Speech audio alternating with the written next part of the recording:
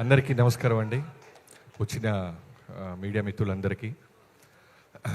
జనరల్గా ఒక cinema release అయిన తర్వాత ఎవరైనా పిలిస్తే వేణు పిలవంగానే వెంటనే రావాలనిపించింది.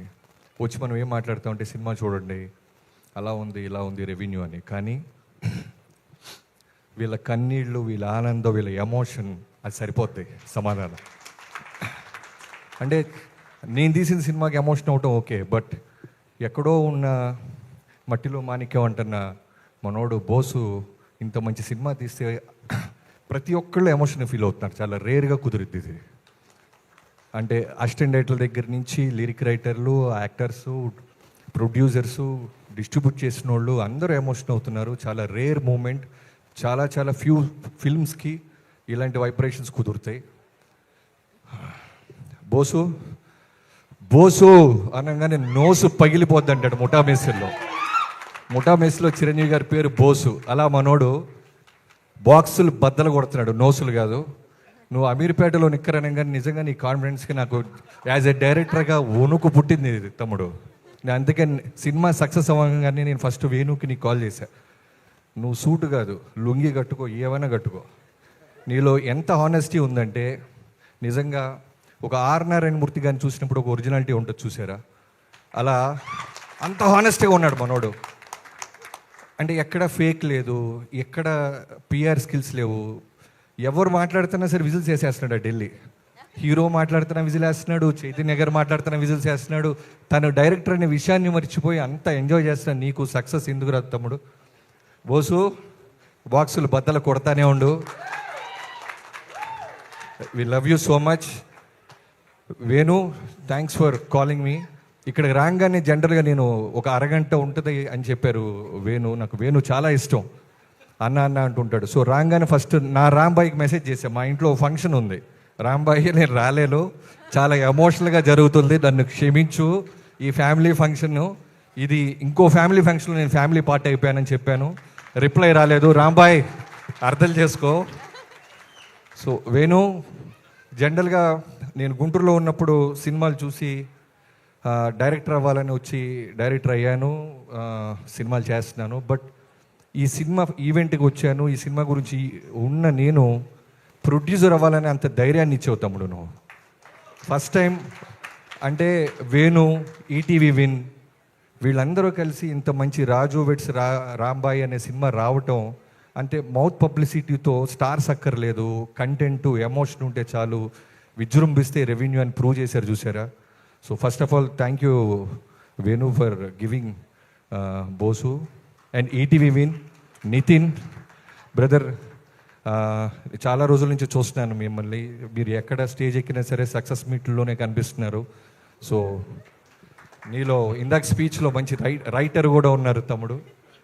సో మీలాంటి వాళ్ళని గుర్తించిన బాపినాయుడు గారికి, రామోజీ లాంటి ఫిల్మ్స్ సంస్థకి చాలా థ్యాంక్స్. అండ్ సాయి నీ పార్ట్నర్, మీ అందరికీ. అండ్ మ్యూజిక్ డైరెక్టర్, ఇందాక అక్కడి నుంచి మొదలైంది నాకు ఎమోషన్, కన్నీళ్ళు. మనోడు నిజంగా వాళ్ళ అమ్మ నాన్న ఫొటోస్ వేసినప్పుడు నేను కూర్చోండి వెంటనే నిలబడ్డాను.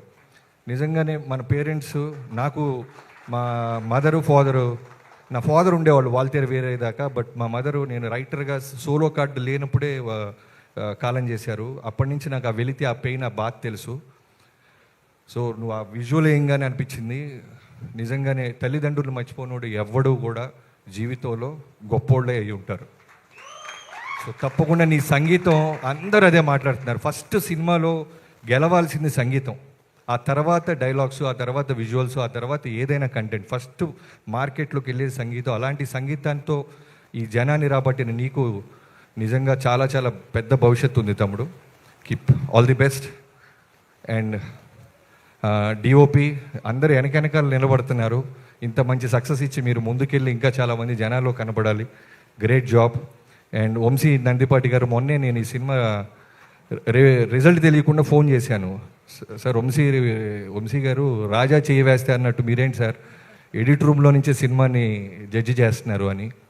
వేణు, ఇందాక నువ్వు ఒక మాట అన్నావు, ఈ సినిమా చూసి ఎవరో ఒక నలుగురు వచ్చి సగంలో నుంచి నడుచుకుంటూ వెళ్ళిపోయారని. నాకు ఒక మూమెంట్ అనిపించింది, ఒక మూమెంట్ గుర్తొచ్చింది. ఫైట్ క్లబ్ అని 1999లో బ్రాడ్ పిట్తో సినిమా వచ్చింది. ఆ సినిమా రాగానే చాలామంది పెద్ద పెద్ద మీడియా సంస్థలు సినిమా బాగాలేదు, డిజాస్టర్, వర్స్ట్ ఫిల్మ్, ఇలాంటి సినిమా అసలు రాకూడదు అని రాశారంట. ఓ 1-2 ఇయర్స్ తర్వాత ఆస్కార్ వచ్చిన తర్వాత బ్రాడ్ పిట్ డైరెక్టర్ అందరూ కలిసి స్టేజ్ మీద ఆ 4 సంస్థలకి థ్యాంక్స్ చెప్పినాయి. చదివి మరి మీ జడ్జిమెంట్ ఇది ఆస్కార్ దాకా వచ్చింది, one of the cult film అయింది అమెరికాలో అని. సో అలా అనిపించింది. వాళ్ళ పేర్లు అయితే చెప్పొద్దు పాపం, లెట్ దెమ్ గో. బట్ మీ జడ్జిమెంటే ఆడియన్స్ జడ్జిమెంట్ అయింది. సో శివాజీ గారికి ఇందాక అదే చెప్తున్నాను, ఆ ఫాదర్ క్యారెక్టర్ చేసిన శివాజీ గారికి మన సముద్రంలో శ్రీహరి గారిని చంపేటప్పుడు ఒక క్లోజప్ ఉంటుంది. నేను డైరెక్టర్ అయిన తర్వాత చాలా కొన్ని సినిమాలు మళ్ళీ మనం చూస్తుంటాం. సో ఆ క్లోజప్లో ఒక సీనియర్ యాక్టర్ని శ్రీహరి గారిని చంపేస్తున్న ఒక కింద ఉన్న పోలీస్ ఆఫీసర్గా ఆయన భయాన్ని, క్షమించండి సార్ తప్పట్లేదు అనేదాన్ని, ఆ రెండు ఆయన చూపించిన క్లోజప్ నాకు ఎప్పటికీ బ్రెయిన్లో ఉండిపోయింది. ఇందాక ఆయన స్టేజ్ ఎక్కితే అదే కనిపించింది. అలానే అనిత గారు, మీ అందరూ ఎమోషన్గా ఉన్నారు. అందుకే మా రాంబాయికి మెసేజ్ చేశా, అయితే ఇంట్లో తర్వాత లొల్లి అని.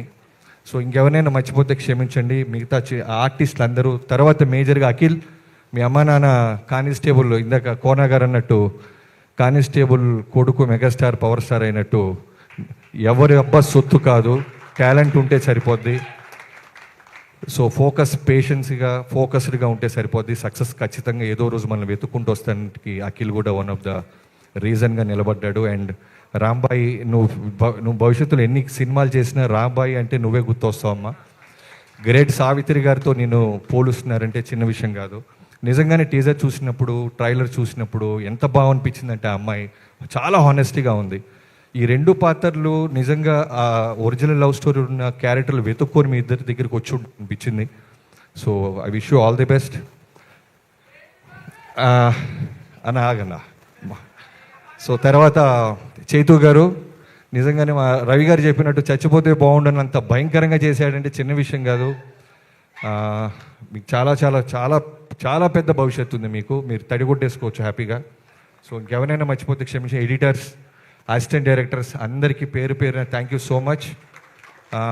ఈ సినిమా ఖచ్చితంగా చూడండి అని చెప్పాల్సిన అవసరాన్ని దాటేసింది. ఈ స్టేజ్ మీద ఉన్న ఆనందమే దీనికి పెద్ద సాక్ష్యం. I wish you all the best and keep growing. Thank you so much. అందరికీ మర్చిపోయింది క్షమించు. ఫైనల్గా తమ్ముడు, నువ్వు పాటలు రాసినట్లేదు, యుద్ధం చేసినట్టుంది ఇందాక. అలా అగ్రెసివ్గా రాసావు పాటలు. సో తప్పకుండా మా చిరంజీవి గారి సినిమాలో కూడా మీరు రాస్తే మా పాటలు బాగుంటాయి.